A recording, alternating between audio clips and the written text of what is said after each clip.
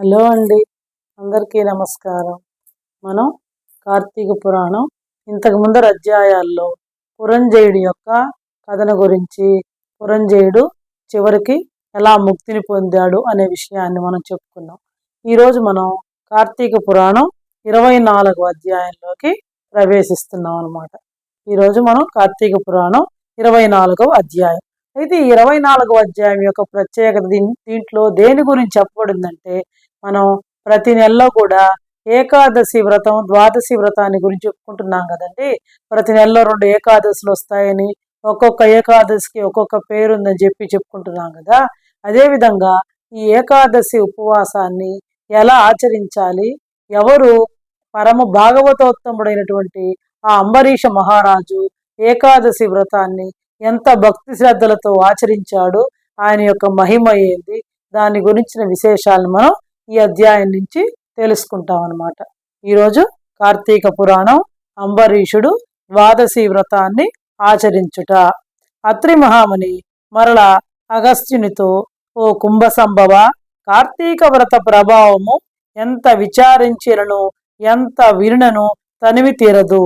నాకు తెలిసినంత వరకు వివరింతును, ఆలకింపు అని చెప్పి అత్రి మహాముని చెప్తున్నాడు అనమాట అగస్త్యునితో. అంతే కదండి, భగవంతుని యొక్క కథలని గురించి మనం ఎంత చెప్పినా ఎంత విన్నా కూడా దానికి కొలమానం అంటూ ఉండదు, తనివి తీరదనమాట. ఇంకా తెలుసుకోవాలి. మనకేం తెలుసు, ఏం తెలియదు కదా.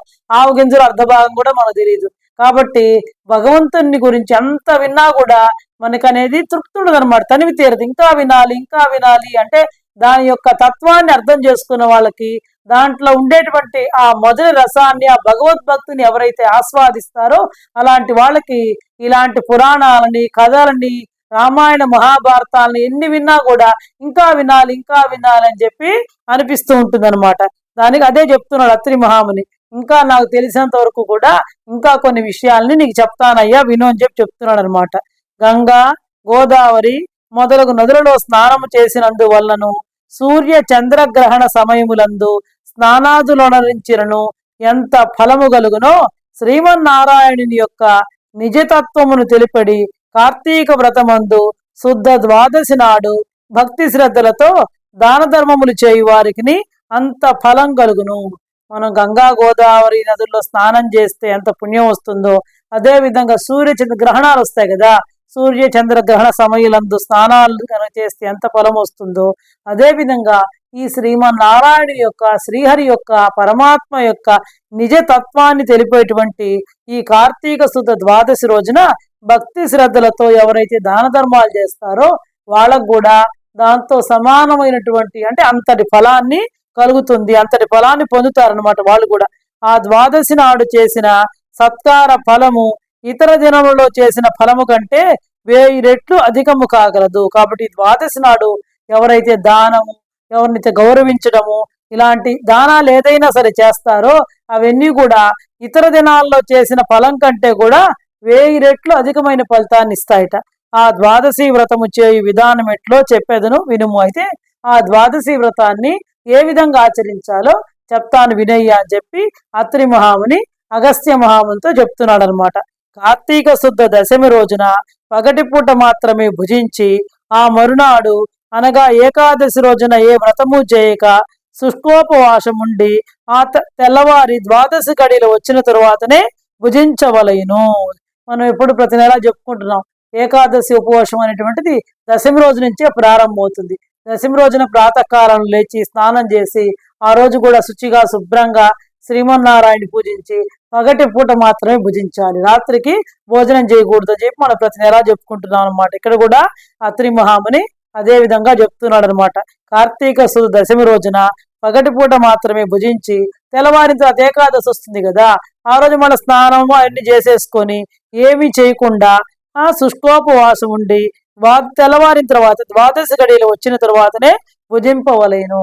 దీనికి ఒక ఇతిహాసము కలదు, దానిని కూడా వివరించదను.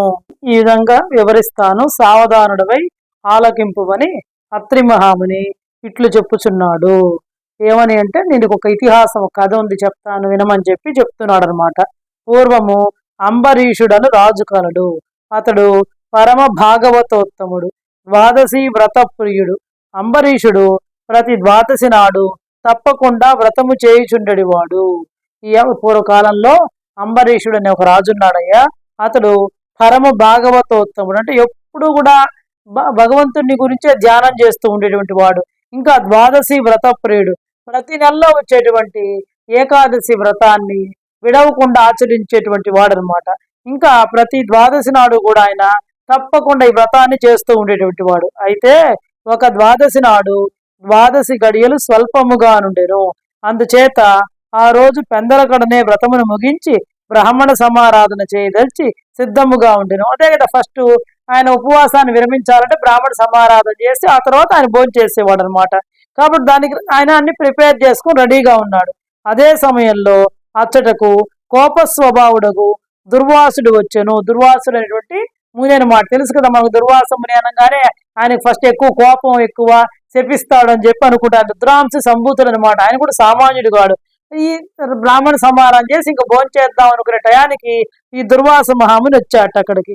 అంబరీషుడు ఆ మునిని గౌరవించి ద్వాదశి గడియలలో పారణ చేయవలేను గాన తొందరగా స్నానమునకేగి రమ్మని కోరను. దుర్వాసుడు వచ్చిన తర్వాత ఆయన్ని సాదరంగా ఆహ్వానించి గౌరవించి, అయ్యా నేను నిన్న ఏకాదశి ఉపవాసం ఉన్నాను, ఈరోజు ద్వాదశి గడియలు చాలా స్వల్పంగా ఉన్నాయి, కాబట్టి ద్వాదశి గడియలు ముగిసే లోపల నేను పారణ చేయాలి, అంటే ఉపవాసాన్ని విరమణ చేయాలి, కాబట్టి మీరు నదికి వెళ్ళి త్వరగా స్నానం చేసి సంధ్యావందనాది కార్యక్రమాలు ముగించుకొని రండి అని చెప్పి కోరాట. దుర్వాసుడు అందులకు అంగీకరించి సమీపమున గల నదికి స్నానమునకై వెడలను. అంబరీషుడు ఎంతసేపు వేచి వినను దుర్వాసుడు రాలేదు. పాపం చూశాడు ఎంతసేపు చూసినా ఆయన రాలేదు. ద్వాదశి గడియలు దాటిపోవచ్చున్నవి. అందుచేత అంబరీషుడు తనలో తాను ఇట్లనుకొనును, ఈ లోపల ఏమంటే ద్వాదశి గడియలు దాటిపోతున్నాయి. ద్వాదశి గడియలు దాటిపోయిన తర్వాత భోజనం చేస్తే ఏకాదశి యొక్క వ్రతం యొక్క నిష్ఫలం అయిపోతుంది. ఏం చేయాలి? ఏకాదశి వ్రతాన్ని గనక సరిగా ఆచరించకపోతే భగవంతుడికి, శ్రీమన్నారాయణకి కోపం వస్తుంది. భోజనం చేశానా దుర్వాసుడికి కోపం వస్తుంది అని చెప్పి ఆయనలో ఆయన అంబరీష మహారాజు తనలో తాను ఈ విధంగా అనుకుంటున్నట. ఇంటికి వచ్చిన దుర్వాసుని భోజనమునకు రమ్మంటిని. ఆ ముని నదికి స్నానమునకు వెళ్ళి ఇంతవరకు రాలేదు.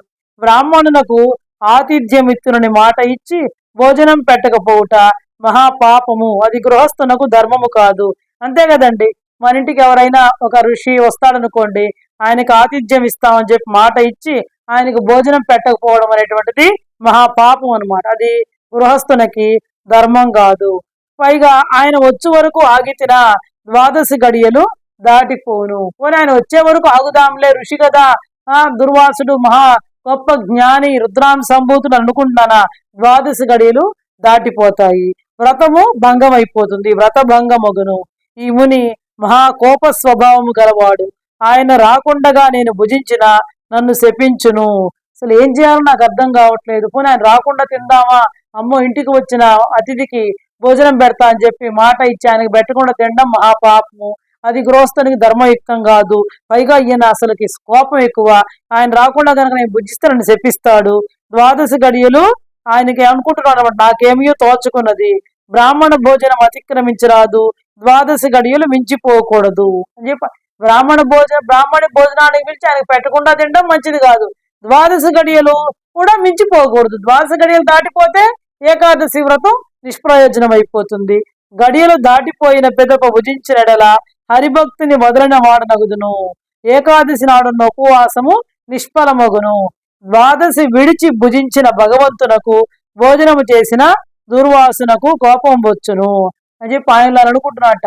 ద్వాదశి విడిచి కనుక భుజించానా, గడియలు దాటిపోయిన తర్వాత భుజించారనుకోండి, భగవంతుడి కోపం వస్తుంది. లేదు భోజనానికి దుర్వాసుడు రాకుండా భోజనం చేశానా, దుర్వాసుడికి కోపం వస్తుంది అని చెప్పేసి ఆయనకి ఏం చేయాలో పాలుపోలేదనమాట. అదీనుగాక ఈ నియమమును నేను అతిక్రమించిన ఎడల వెనుకటి జన్మల ఎందు చేసిన పుణ్యములు నశించును. ఈయన ఏకాదశి వ్రతాన్ని గనక అతిక్రమిస్తే అంతకుముందర వెనకటి జన్మల్లో చేసిన పుణ్యం అంతా కూడా నశించిపోతుంది, దానికి ప్రాయశ్చిత్తం కూడా లేదు అని ఆలోచించి బ్రాహ్మణ శాపమునకు భయము లేదు, ఆ భయమును శ్రీ మహావిష్ణువే పోగొట్టగలడు. అంటే ఆ భగవంతుని మించిన వారు లేరు కదా, దుర్వాసుడైనా ఇంకొకళ్ళైనా వీళ్ళందరూ ఎవరి తర్వాత, పరమాత్మ తర్వాతే. అదే అనుకుంటున్నాడు ఇక్కడ అంబరీష మహారాజు. బ్రాహ్మణ శాపానికి భయం లేదు. ఎందుకంటే ఆ భయాన్ని ఆ శ్రీ మహావిష్ణువే పోగొట్టగలడు. కావున నేను ద్వాదశి గడియలలో భోజనము చేయుటయే ఉత్తమము అని మనసులో అనుకొని, అయినప్పటికీ కూడా మళ్ళా పెద్దలతో ఆలోచించుట మంచిదని సర్వజ్ఞులైన కొందరు పండితులను రావించి వారితో ఇట్లు చెప్పెను. అయినా కూడా పెద్దవాళ్ళ మాట అడిగితే కూడా ఒక మాట అడిగితే మంచిది కదా అని చెప్పి పెద్దలందరినీ కూడా పిలిపించి, కొంతమంది అన్ని శాస్త్రాలు చదివిన వాళ్ళు ఉంటారు కదా, వాళ్ళని పిలిచి వాళ్ళతోటి ఈ విధంగా అన్నట. ఎవరు? అంబరీష మహారాజు. ఓ పండిత శ్రేష్ఠులారా, నిన్నటి దినమున ఏకాదశి అగుట చేసి నేను కటిక ఉపవాసం ఉంటేని. ఈ దినమున స్వల్పముగా మాత్రమే ద్వాదశి గడియలున్నవి. ద్వాదశి గడియలలోనే భుజించవలసి ఉన్నది. ఇంతలో నా ఇంటికి దూర్వాస మహాముని విచ్చేసిరి. ఆ మహామునిని నేను భోజనమునకు ఆహ్వానించి చెప్తున్నాడు అనమాట. అయ్యా, నేను నిన్నటి దినంలో ఏకాదశి ఉపవాసం ఉన్నాను, ఈరోజు ద్వాదశి గడియల లోపలే భుజించాల్సి ఉంది. ఈ లోపల దుర్వాస మహాముని వచ్చాడు, నేను ఆయన్ని భోజనానికి ఆహ్వానించాను. అందులోకి ఆయన అంగీకరించి నదికి స్నానార్థమై వెళ్ళి ఇంతవరకు రాకుండెను. సరే, ఆయన కూడా నేను నదికి వెళ్ళి చేసుకొని వస్తా అని చెప్పి ఇంతవరకు కూడా రాలేదు. ఇప్పుడు ద్వాదశి గడియలు దాటిపోవచ్చున్నవి. బ్రాహ్మణుని వదిలి ద్వాదశి గడియలలో భుజించవచ్చునా, లేక వ్రతభంగమును సమ్మతించి ముని వచ్చే వరకు వేచి ఉండవలనా? ఈ రెంటిలో ఏది ముఖ్యమైనదో తెలుపవలసిందని కోరును అని అడిగాడు అనమాట. సరేలే, బ్రాహ్మణ్ణి వదిలేసి ద్వాదశి గడియలు దాటిపోతున్నాయి కదా అని భుజించమంటారా? భుజించవచ్చా, లేక వ్రత భంగం అయితే అయిందిలే అని చెప్పి దానికి సమ్మతించి ముని వచ్చే వరకు కూడా వేచి ఉండాలా? ఈ రెంటిలో కూడా ఏది ముఖ్యము, ఏది ధర్మము నాకు తెలియజెప్పండి అని చెప్పి కోరాట వాళ్ళందరినీ కూడా, పండితుల్ని. అంతటా ఆ ధర్మజ్ఞులైన పండితులు ధర్మశాస్త్రములు పరిశోధించి విమర్శ ప్రతి విమర్శ చేసుకొని దీర్ఘముగా ఆలోచించి, మహారాజా, సమస్త ప్రాణికోటుల గర్భకుహరములందు జఠరాగ్ని రూపమున అగ్నిదేవుడు ఆకలిని పుట్టించి, రససహితముగా అగ్నిదేవుడు ఆకలిని పుట్టించి ప్రాణులు భుజించిన చతుర్విధాన్నమును పచనము గావించి దేహేంద్రియాదులకు శక్తి నొసంగుచున్నాడు. వాళ్ళు చెప్తున్నారు అనమాట, మహారాజా, ఈ సమస్త ప్రాణికోటుల యొక్క గర్భకుహరంలో జఠరాగ్ని రూపంలో రహస్యంగా ఉన్నటువంటి అగ్నిదేవుడు మనందరికీ కూడా ఆకలిని పుట్టించి ఈ మనం తిన్న తర్వాత ఈ ప్రాణులు భుజించినటువంటి చతుర్విధాన్నమును పచనం గావించి మన దేహేంద్రియాదులన్నిటికీ కూడా శక్తినిస్తున్నాడు. ప్రాణవాయువు సహాయముతో జఠరాగ్ని ప్రజ్వరిలును, అది చెలరేగిన శుద్బాధ దప్పిక కలుగును.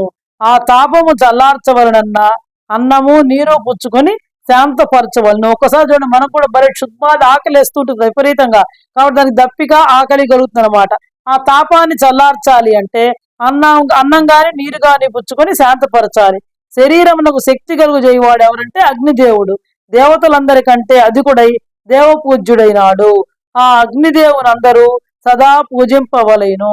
ఇంకా అదే చెప్తున్నారు వాళ్ళు అనమాట. కాబట్టి ఆ అగ్నిదేవుని అందరూ కూడా ఎప్పుడు పూజించాలి. అంతేకాకుండా గృహస్థు ఇంటికి వచ్చిన అతిథి కడజాతి వాడైనను భోజనమిడుదునని చెప్పి వానికి పెట్టకుండా తినరాదు. మన ఇంటికి ఎవరైనా సరే అతిథిగా వస్తే అతని యొక్క జాతితో గాని కులంతో గాని సంబంధం లే, అతడు కడజాతి వాడైనప్పటికీ కూడా అతనికి భోజనం పెడతానని చెప్పి అతనికి పెట్టకుండా మనం తినకూడదు. దీన్ని బట్టి మనం ఏం తెలుసుకోవాలి? ఎవరైనా సరే మన ఇంటికి అతిథికి వచ్చినప్పుడు అతని కులము మతము దాంతో సంబంధం లే, ఫస్ట్ అతనికి భోజనం పెట్టి తర్వాత మాత్రమే మనం భుజించాలన్నమాట. అదే చెప్తున్నారు వాళ్ళు. కాబట్టి కడజాతి వాడైనా సరే అతనికి భోజనం పెడతానని చెప్పి అతనికి పెట్టకుండా మనం తినకూడదు. అందులోనూ వేదాంగ విద్యా విశారదుడును మహా తపస్యాలియు సదాచార సంపన్నుడును అయిన దూర్వాస మహాముని భోజనమునకు పిలిచి వానికి పెట్టకుండా తాను భుజించుట వలన మహాపాపము కలుగును. అసలు కడజాతి వాడైనా సరే అతనికి పెడతానని చెప్పి పెట్టకుండా తినకూడదు. ఇంకా అందులోనూ కూడా వేదాంగాలని కూడా చదివినటువంటి వాడు, వేదాంగ విద్యా విశారదుడు, మహాతపస్యాలి. దుర్వాసుడు అంటే సామాన్యుడు కాదు, రుద్రాంశ సంభూతుడు, మహాతపస్యాలి, సదాచార సంపన్నుడు అయిన ఆ దుర్వాస మహాముని భోజనానికి పిలిచి అతనికి పెట్టకుండా మనం కనుక భుజిస్తే మహాపాపం కలుగుతుంది. అందువలన క్షీణము కూడా కలుగుతుంది అనమాట, ఆయుష్ కూడా నశిస్తుంది. దుర్వాసుడు అంతటి వారిని అవమానమొందరించిన ప్రాప్తము సంప్రాప్తముగును. దుర్వాస అంటే కదా, ఇంటికి పిలిచి ఆయన రాకుండా మనం భోజనం చేస్తే ఆయన అవమానపరిచినట్టే కదా. కాబట్టి దూర్వాసుడు అంతటి వారిని అవమానమొందరించిన పాపం మనకి సంప్రాప్తం అవుతుంది అని చెప్పి పండితులు వాళ్ళ యొక్క అభిప్రాయాన్ని చెప్పారనమాట. భజ గోవిందం భజ గోవిందం గోవిందం భజ మూఢమతే సంప్రాప్తే సన్నిహితే కాలే నహి నహి రక్షతి డుకృన్కరణే. ఇది కార్తీక పురాణము 24వ అధ్యాయము సమాప్తం. ఆ తర్వాత అంబరీషుడు ఏం నిర్ణయించుకున్నాడు, ఏం చేస్తాడు అనేటువంటిది మనం తర్వాతి అధ్యాయాల్లో తెలుసుకుందాం. ఈనాటి కార్తీక పురాణం 24వ అధ్యాయం ఇంతటితో సమాప్తం.